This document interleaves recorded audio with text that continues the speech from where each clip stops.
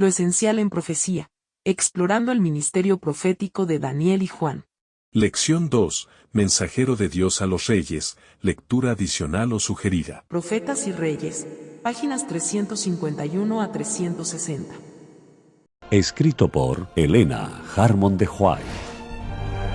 Dale me gusta, suscríbete y activa las notificaciones. Capítulo 39. En la corte de Babilonia. Este capítulo está basado en Daniel 1. Entre los hijos de Israel que fueron llevados a Babilonia al principio de los 70 años de cautiverio, se contaban patriotas cristianos, hombres que eran tan fieles a los buenos principios como el acero, que no serían corrompidos por el egoísmo, sino que honrarían a Dios aun cuando lo perdiesen todo. En la tierra de su cautiverio, estos hombres habrían de ejecutar el propósito de Dios, dando a las naciones paganas las bendiciones provenientes del conocimiento de Jehová. Habían de ser sus representantes, no debían en caso alguno transigir con los idólatras, sino considerar como alto honor la fe que sostenían y el nombre de adoradores del Dios viviente, y así lo hicieron. Honraron a Dios en la prosperidad y en la adversidad, y Dios los honró a ellos.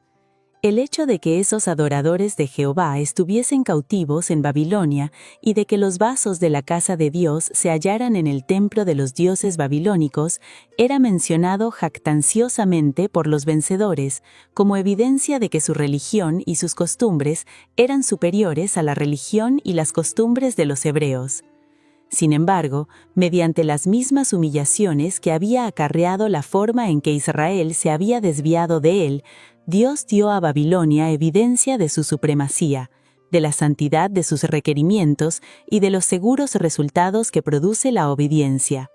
Y dio este testimonio de la única manera que podía ser dado, por medio de los que le eran leales. Entre los que mantenían su fidelidad a Dios se contaban Daniel y sus 3 compañeros, ilustres ejemplos de lo que pueden llegar a ser los hombres que se unen con el Dios de sabiduría y poder. Desde la comparativa sencillez de su hogar judío, estos jóvenes del linaje real fueron llevados a la más magnífica de las ciudades y a la corte del mayor monarca del mundo. Nabucodonosor ordenó a Aspenaz, príncipe de sus eunucos, que trajese de los hijos de Israel, del linaje real, de los príncipes, muchachos en quienes no hubiese tacha alguna, y de buen parecer, y enseñados en toda sabiduría, y sabios en ciencia, y de buen entendimiento, e idóneos para estar en el palacio del rey. Y fueron entre ellos, de los hijos de Judá, Daniel, Ananías, Misael y Azarías. Viendo en estos jóvenes una promesa de capacidad notable, Nabucodonosor resolvió que se los educase para que pudiesen ocupar puestos importantes en su reino. A fin de que quedasen plenamente capacitados para su carrera, ordenó que aprendiesen el idioma de los caldeos y que durante 3 años se les concedieran las ventajas educativas que tenían los príncipes del reino. Los nombres de Daniel y sus compañeros fueron cambiados por otros que conmemoraban divinidades caldeas. Los padres hebreos solían dar a sus hijos nombres que tenían gran significado. Frecuentemente expresaban en ellos los rasgos de carácter que deseaban ver desarrollarse en sus hijos. El príncipe encargado de los jóvenes cautivos puso a Daniel Beltesar, y a Ananías Sadrac, y a Misael Mesac, y a Azarías Abed-nego.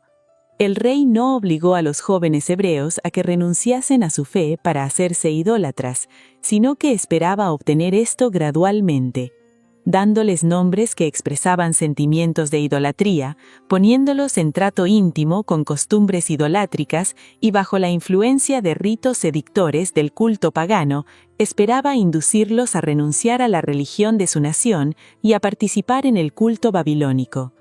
En el mismo comienzo de su carrera, su carácter fue probado de manera decisiva. Se había provisto que comiesen del alimento y bebiesen del vino que provenía de la mesa real. Con esto el rey pensaba manifestarles su favor y la solicitud que sentía por su bienestar. pero como una porción de estas cosas se ofrecía a los ídolos, el alimento proveniente de la mesa del rey estaba consagrado a la idolatría, y compartirlo se consideraría como tributo de homenaje a los dioses babilónicos. La lealtad a Jehová prohibía a Daniel y a sus compañeros que rindiesen tal homenaje. Aún el hacer como que comiesen del alimento o bebiesen del vino habría sido negar su fe. Obrar así habría sido colocarse del lado del paganismo y deshonrar los principios de la ley de Dios. Tampoco podían correr el riesgo que representaba el efecto enervante del lujo y la disipación sobre el desarrollo físico, mental y espiritual. Conocían la historia de Nadab y Abú, cuya intemperanza, así como los resultados que había tenido, describían los pergaminos del Pentateuco, y sabían que sus facultades físicas y mentales quedarían perjudicadas por el consumo de vino. Los padres de Daniel y sus compañeros les habían inculcado hábitos de estricta temperanza. Se les había enseñado que Dios los tendría por responsables de sus facultades y que no debían atrofiarlas ni debilitarlas. Esta educación fue para Daniel y sus compañeros un medio de preservación entre las influencias desmoralizantes de la corte babilónica. Intensas eran las tentaciones que los rodeaban en aquella corte corrupta y lujuriosa, pero no se contaminaron. Ninguna potencia ni influencia podía apartarlos de los principios que habían aprendido temprano en la vida por un estudio de la palabra y las obras de Dios. Si Daniel lo hubiese deseado, habría podido hallar en las circunstancias que lo rodeaban una excusa plausible para apartarse de hábitos estrictamente temperantes. Habría podido argumentar que en vista de que dependía del favor del rey y estaba sometido a su poder, no le quedaba otro remedio que comer de la comida del rey y beber de su vino, pues si seguía la enseñanza divina, no podía menos que ofender al rey y probablemente perdería su puesto y la vida, mientras que si despreciaba el mandamiento del Señor, conservaría el favor del rey y aseguraría ventajas intelectuales y perspectivas halagüeñas en este mundo. Pero Daniel no vaciló. Apreció más la aprobación de Dios que el favor del más grande potentado de la tierra, aún más que la vida misma. Resolvió permanecer firme en su integridad, cualesquiera fuesen los resultados. Puso en su corazón no contaminarse en la ración de la comida del rey, ni en el vino de su beber. Esta resolución fue apoyada por sus 3 compañeros. Al hacer esta decisión, los jóvenes hebreos no obraron presumidamente, sino confiando firmemente en Dios. No decidieron singularizarse, aunque preferirían eso antes que deshonrar a Dios. Si hubiesen transigido con el mal en este caso, al ceder a la presión de las circunstancias, su desviación de los buenos principios habría debilitado su sentido de lo recto y su aborrecimiento por el mal. El primer paso en la dirección equivocada habría conducido a otros pasos tales, hasta que cortada su relación con el cielo, se vieran arrastrados por la tentación. Dios puso a Daniel en gracia y en buena voluntad con el príncipe de los eunucos, y la petición de que se le permitiese no contaminarse fue recibida con respeto. Sin embargo, el príncipe vacilaba antes de acceder. Explicó a Daniel: «Tengo temor de mi señor el rey, que señaló vuestra comida y vuestra bebida, pues luego que él habrá visto vuestros rostros más tristes que los de los muchachos que son semejantes a vosotros, condenaréis para con el rey mi cabeza». Daniel apeló entonces a Melsar, oficial encargado especialmente de la juventud hebrea, y solicitó que se les excusase de comer la comida del rey y beber de su vino. Pidió que se hiciera una prueba de 10 días, durante los cuales se proveería alimento simple a los jóvenes hebreos, mientras que sus compañeros comerían los manjares del rey. Melsar consintió en ello, aunque con temor de que esa concesión pudiera desagradar al rey, y Daniel supo que había ganado su causa. Al fin de la prueba de 10 días, el resultado era lo opuesto de lo que temía el príncipe. Pareció el rostro de ellos mejor y más nutrido de carne que los otros muchachos que comían de la ración de la comida del rey. En su apariencia personal, los jóvenes hebreos resultaron notablemente superiores a sus compañeros. Como resultado, se permitió a Daniel y a sus amigos que siguieran su régimen simple durante todo el curso de su educación. Los jóvenes hebreos estudiaron 3 años las letras y la lengua de los caldeos. Durante este tiempo se mantuvieron fieles a Dios y confiaron constantemente en su poder. A sus hábitos de renunciación unieron un propósito ardiente, diligencia y constancia. No era el prurgo ni la ambición lo que los había llevado a la corte del rey, junto a los que no conocían ni temían a Dios. Eran cautivos puestos en una tierra extraña por la sabiduría infinita. Privados de la influencia del hogar y de sus relaciones sagradas, procuraron conducirse en forma que honrase a su pueblo oprimido y glorificase al Dios cuyos siervos eran. El Señor miró con aprobación la firmeza y abnegación de los jóvenes hebreos, así como la pureza de sus motivos, y su bendición los acompañó. A estos 4 muchachos dióles Dios conocimiento e inteligencia en todas las letras y ciencia, mas Daniel tuvo entendimiento en toda visión y sueños. Se cumplió para ellos la promesa: yo honraré a los que me honran. Primera de Samuel 2:30. Mientras Daniel se aferraba a Dios con una confianza inquebrantable, se manifestó en él el espíritu del poder profético. Al mismo tiempo que recibía instrucciones de los hombres acerca de los deberes que debía cumplir en la corte, Dios le enseñaba a leer los misterios de lo porvenir y a registrar para las generaciones futuras, mediante figuras y símbolos, acontecimientos que abarcaban la historia de este mundo hasta el fin del tiempo. Cuando llegó el momento en que debían ser probados los jóvenes a quienes se estaba educando, los hebreos, juntamente con los otros candidatos, fueron examinados para el servicio del reino. Pero no fue hallado entre todos ellos otro como Daniel, Ananías, Misael y Azarías. Su aguda comprensión, su vasto conocimiento y su lenguaje selecto y preciso atestiguaban la fuerza indemne y el vigor de sus facultades mentales. Y en todo negocio de sabiduría e inteligencia que el rey les demandó, hallólos 10 veces mejores que todos los magos y astrólogos que había en todo su reino, y así estuvieron delante del rey. En la corte de Babilonia estaban reunidos representantes de todas las tierras, hombres de los más encumbrados talentos, de los más ricamente favorecidos con dones naturales y quienes poseían la cultura más amplia que el mundo pudiera otorgar. Y sin embargo, los jóvenes hebreos no tenían pares entre todos ellos. En fuerza y belleza física, en vigor mental y realizaciones literarias, no tenían rivales. El porte erguido, el paso firme y elástico, el rostro hermoso, los sentidos agudos, el aliento no contaminado, todas estas cosas eran otros tantos certificados de sus buenos hábitos, insignias de la nobleza con la que la naturaleza honra a los que obedecen sus leyes. Al adquirir la sabiduría de los babilonios, Daniel y sus compañeros tuvieron mucho más éxito que los demás estudiantes, pero su saber no les llegó por casualidad. Lo obtuvieron por el uso fiel de sus facultades bajo la dirección del Espíritu Santo.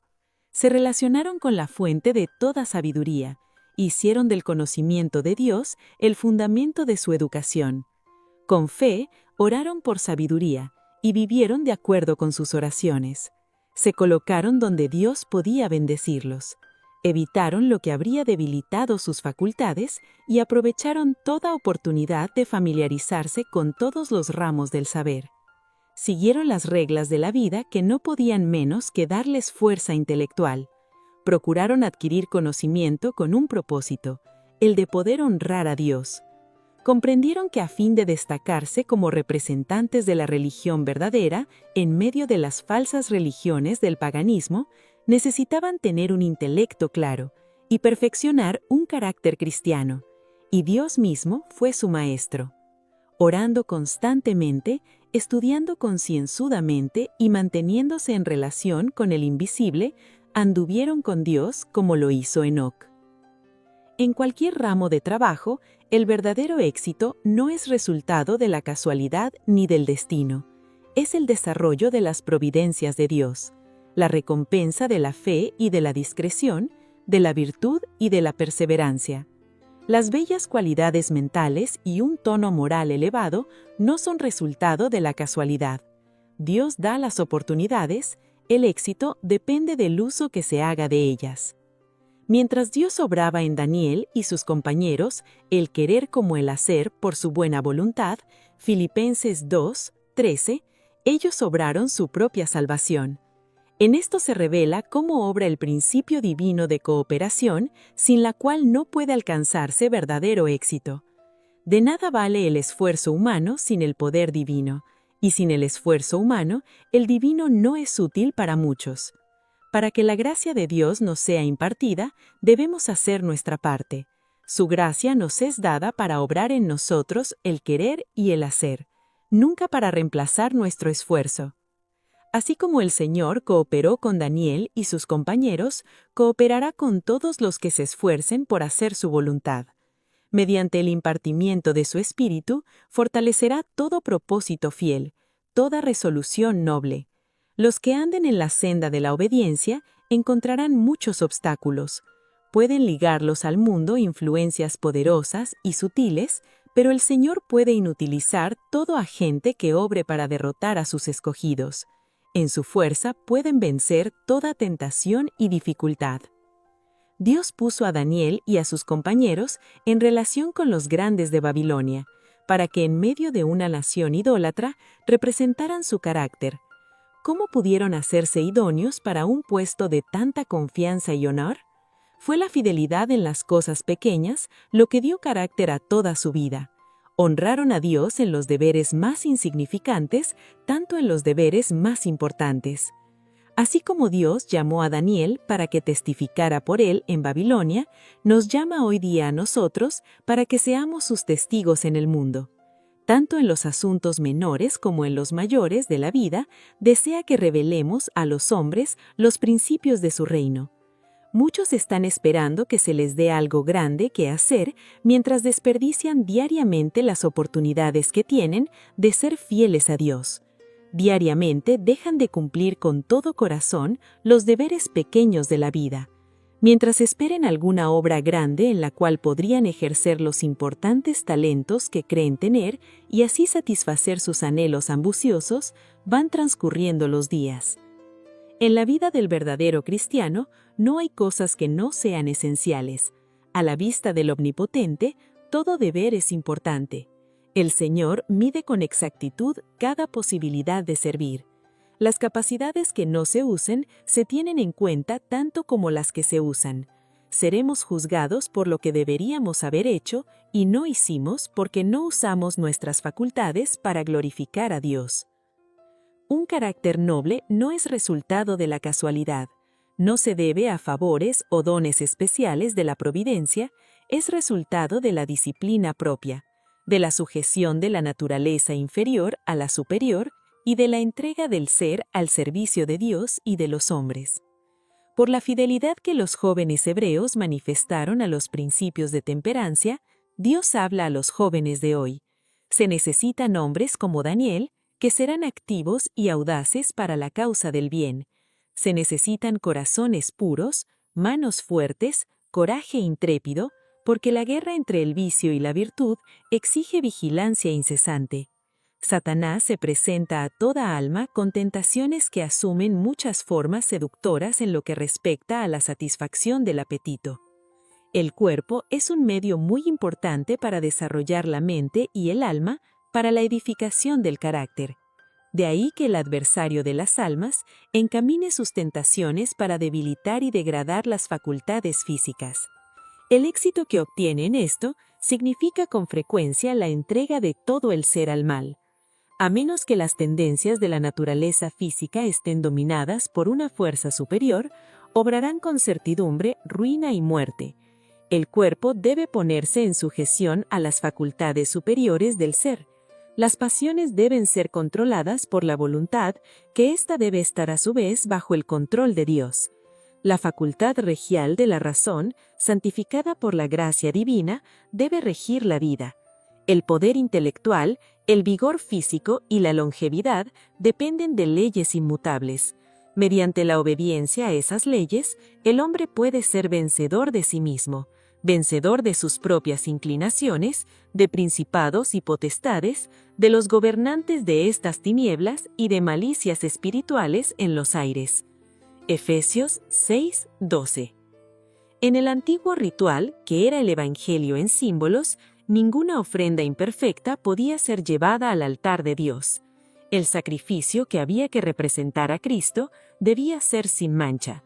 La palabra de Dios señala esto como ilustración de lo que deben ser sus hijos, un sacrificio vivo, santo y sin mancha, Romanos 12:1, Efesios 5:27. Los notables hebreos eran hombres de pasiones como las nuestras, y a pesar de las influencias seductoras de la corte babilónica, permanecieron firmes porque confiaban en una fuerza infinita. En ellos, una nación pagana contempló una ilustración de la bondad y beneficencia de Dios, así como el amor de Cristo. En lo que experimentaron, tenemos un ejemplo del triunfo de los buenos principios sobre la tentación, la pureza sobre la depravación, la devoción y la lealtad sobre el ateísmo y la idolatría.